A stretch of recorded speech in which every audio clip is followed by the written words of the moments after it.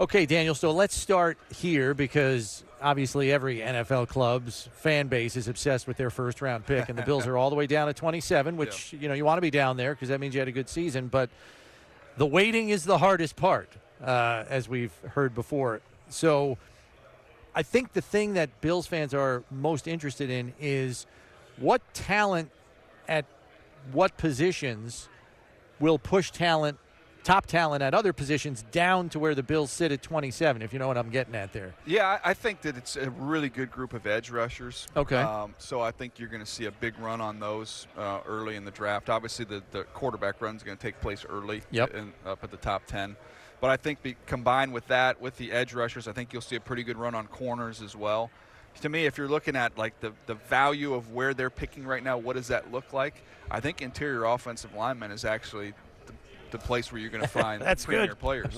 We need one of those. Yeah, right. And there's a good group there. And so let's talk about the quarterbacks. I mean, is there four? Is there a handful of guys top 10? I mean, I know that there's probably one or two at least. Always there is. Yeah. But then there's always one or two that are elevated because they don't want to lose out on everybody. Yeah, I think we have a good shot of seeing four of them go up there. And Anthony Richardson's is the fourth one. I think when we talk about him in the media, he kind of is mentioned as the fourth one. I know when talking to teams, there's some teams that are really high on him. And you always get the honest opinion when you talk to teams that have quarterbacks. Like I should call Bean because he's shooting me straight on this too because you're not taking one. But in talking to some of the other teams that already have quarterbacks, they have him as a second guy.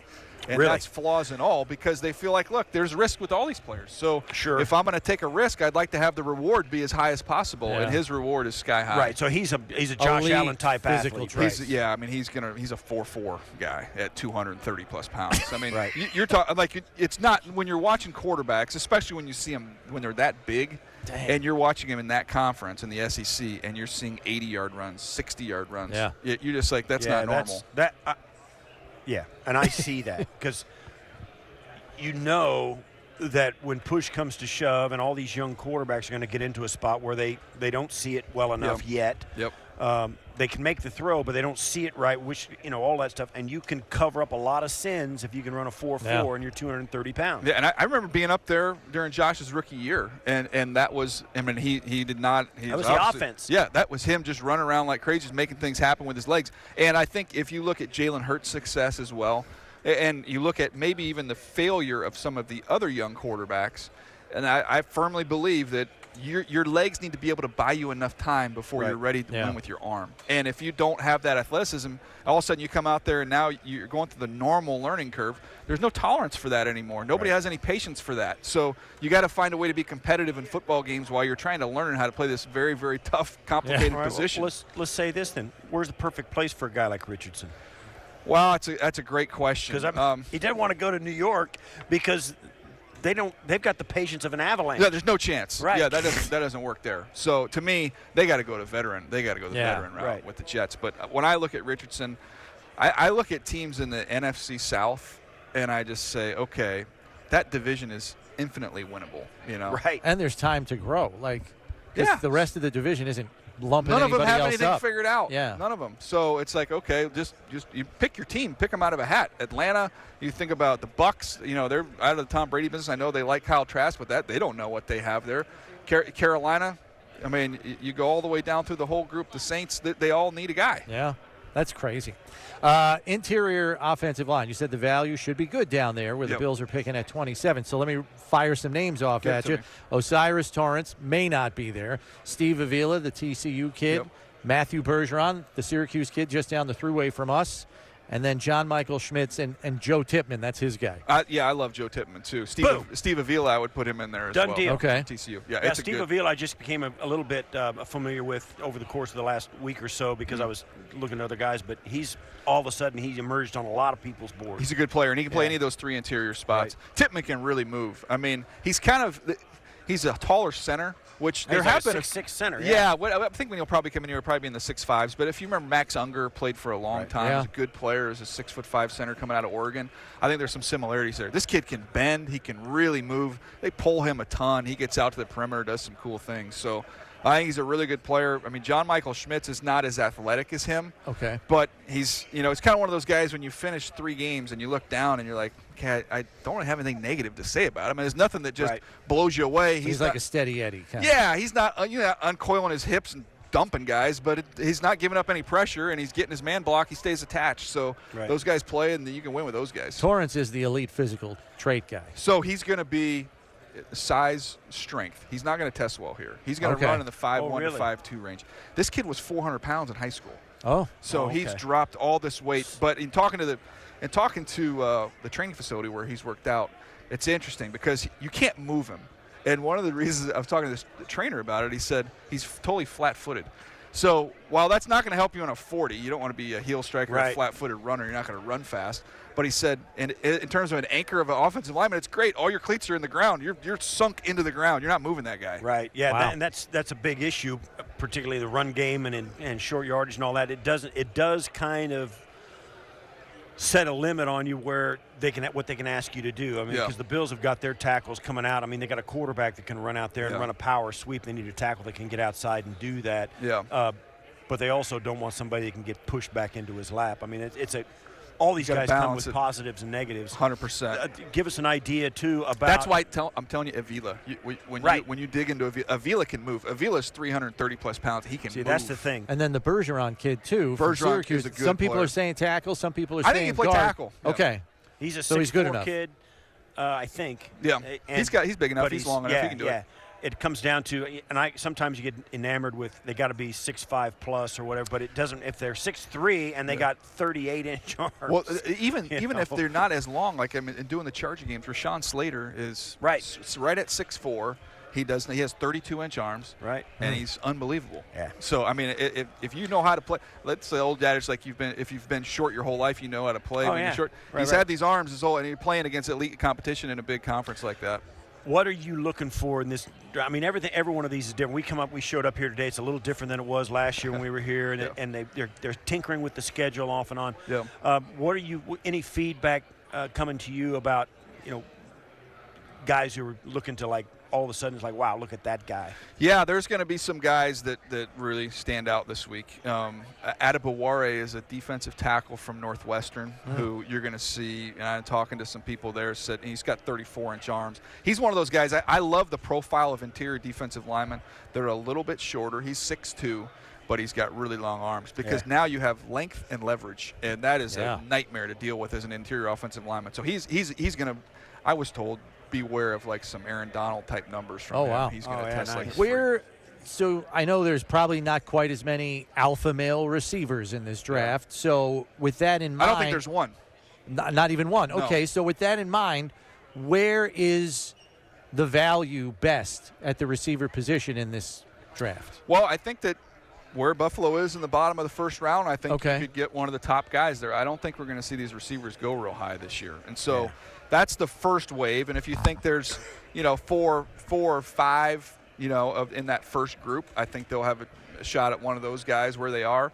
And then I think, to me, the second round, I don't like. I think there's a gap. I think you have that 5 good solid players. I think there's a gap, and then I think there's a truckload of guys. So it's one of those deals where I wouldn't be all that fired up about taking one in the third round when I could probably take one in the 5th or 6th, and it's not going to be that much different. Do you think there will be a wide variance of grades on those second and third groups? Like some people say, that guy's a 2 for us, and other people, day 3. Yeah, and I would even say I think you'll see a lot of, he's maybe a 3rd round guy for us, and he's a 6th or 7th round guy for us. That but big. I think you'll see it what they run here and how they move around. Because it's all clumped, I think this, everybody always asks, what's the value of the combine? And I'm like, it's not to say who the best player or the worst player is. It's to take a clump of 3 or 4 guys, watch them move around during the week, and not just all their testing, but just eyeballing them, watching them move around. And that's a little separator, and that's what the value of this thing is. Interesting. What's your favorite part of this whole week long? I still there's something that's just the little kid in you likes guys running fast. I wish they'd let them race, but but it's that might. But when you see it's the years I've been fortunate enough to do it on this side of things, when you get a Jordan Davis out there, when Kai Becton was here when he ran, it's cool to see these are physical freaks. Yeah. So Deep end of the gene pool. yeah, no, I mean, I remember coming out.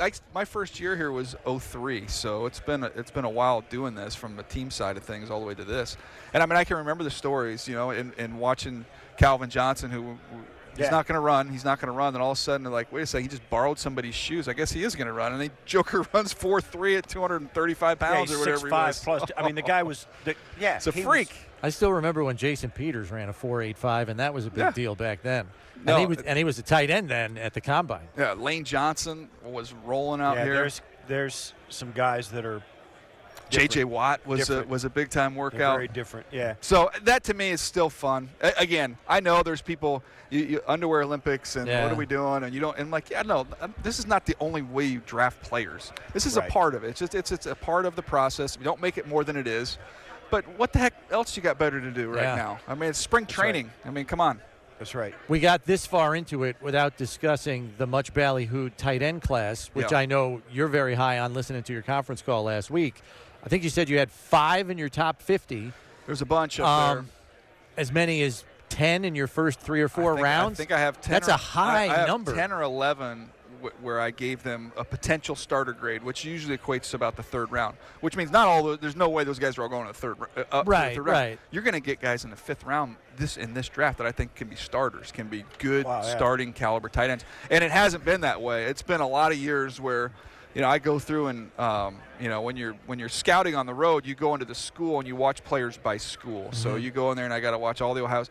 On this side of things, I just go by the position. Today's, for this week, I'm watching receivers, whatever. And it's just one after another after another. And I can't tell you the number of years when it's tight ends and you're like, oh my gosh, can one of these guys play? Come on, give me one.